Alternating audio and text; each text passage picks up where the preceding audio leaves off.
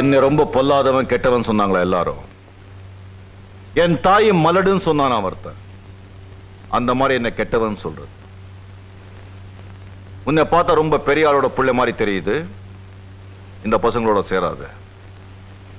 ஏ colour, உன்னை பாத்துக்கிற. கண்ணா அண்ணா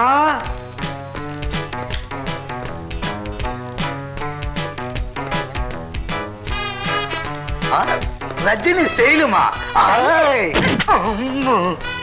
நான் தட்டி கேட்பேன், ஆனா கொட்டி கொடுப்பேன்.